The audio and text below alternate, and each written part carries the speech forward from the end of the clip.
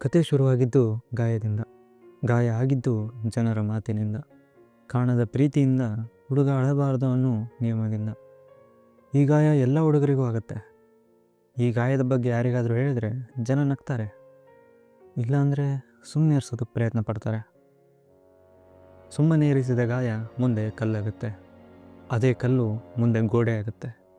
ಹೀಗೆ ಕಟ್ಟಿರುವ ಗೋಡೆ ಯಾರ ಕಣ್ಣಿಗೂ ಕಾಣೋದಿಲ್ಲ, ಯಾಕಂದರೆ ಈ ಗೋಡೆ ಇರೋದು ಅವನ ಮನಸ್ಸಲ್ಲಿ.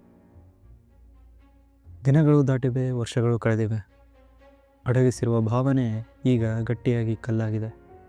ಅದೇ ಕಲ್ಲಿನ ಸಹಾಯದಿಂದ ಕಟ್ಟಿರುವ ಗೋಡೆ ಈಗ ಕೋಟೆಯಾಗಿದೆ. ಈ ಕೋಟೆಗೆ ಬಾಗಿಲೂ ಇಲ್ಲ, ಕಿಟಕಿನೂ ಇಲ್ಲ. ಕೋಟೆಯ ಒಳಗೆ ಒಬ್ಬ ಹುಡುಗ ಅಷ್ಟೇ ಇದ್ದಾನೆ. ಈ ಹುಡುಗನಿಗೆ ದುಃಖ ಆಗುತ್ತೆ, ಆದರೆ ಕಣ್ಣಲ್ಲಿ ನೀರು ಬರೋಲ್ಲ. ಖುಷಿ ಆಗುತ್ತೆ, ಆದರೆ ನಗು ಬರೋಲ್ಲ. ಈ ಹುಡುಗ ಈ ತನ್ನ ಭಾವನೆಗಳನ್ನು ಕೋಟೆ ಗೋಡೆಯನ್ನಾಗಿ ಮಾಡಿದ್ದಾನೆ. ಇವನು ಸುಮ್ಮನೆ ಕೂತಾಗ ಜನ ಇವನನ್ನು ಬೇರೆಯವರಿಗೆ ಉದಾಹರಣೆಯಾಗಿ ಕೊಡ್ತಾರೆ. ಆದರೆ ಇವನ ಮನಸ್ಸಲ್ಲಿ ಕಟ್ಟಿರೋ ಕೋಟೆಯ ಒಳಗಡೆ ಚೀರ್ತಾ ಇರೋ ಹುಡುಗನ ಧ್ವನಿ ಯಾರಿಗೂ ಕೇಳಿಸಲ್ಲ. ಒಂದು ವೇಳೆ ಯಾರಾದರೂ ಇವನನ್ನು ಹೇಗಿದೆಯಾ ಅಂತ ಕೇಳಿದಾಗ ಇವನು ಚೆನ್ನಾಗಿದ್ದೀನಿ ಅಂತಲೇ ಹೇಳ್ತಾನೆ. ಆದರೆ ನಿಜ ಏನು ಅಂತ ಅಂದರೆ ಇವನೆಲ್ಲ ಮರೆತೋಗಿದ್ದಾನೆ.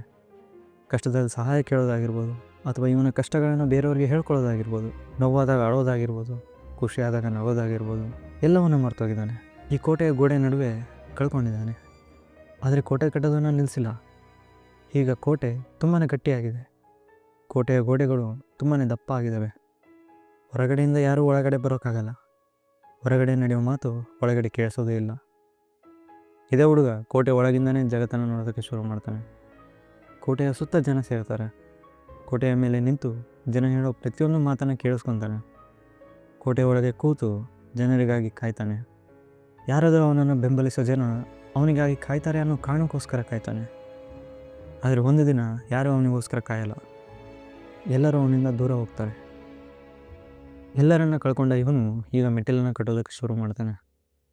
ಇವನಿಡೋ ಪ್ರತಿಯೊಂದು ಮೆಟ್ಟಿಲು ಕೂಡ ಒಂದು ಅಮೂಲ್ಯವಾದ ಮೆಟ್ಟಿಲು. ಎಷ್ಟೋ ರಾತ್ರಿ ನಿದ್ದೆ ಇಲ್ಲದ ಮೆಟ್ಟಿಲು, ಜನರ ಕಣ್ಣಿಗೆ ಕಾಣದ ಪರಿಶ್ರಮದ ಮೆಟ್ಟಿಲು.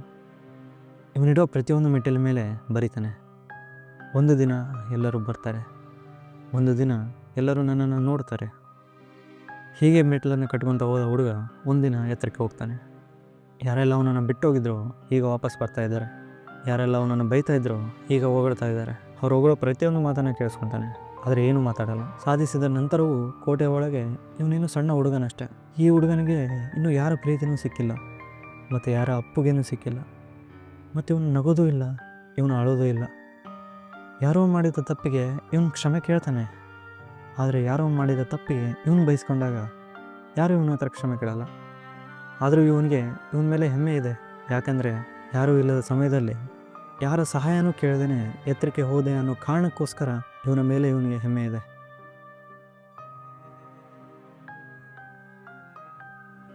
ಯಾವತ್ತಾದರೂ ಒಂದು ದಿನ ಕೋಟೆಯ ಗೋಡೆಗಳು ಒಡೆದು ಬೀಳುತ್ತೆ. ಜನರ ಜೊತೆ ಸೇರೋದಕ್ಕಲ್ಲ, ಮತ್ತು ಇನ್ನೊಂದು ಸಾಮ್ರಾಜ್ಯ ಕಟ್ಟೋದಕ್ಕೆ.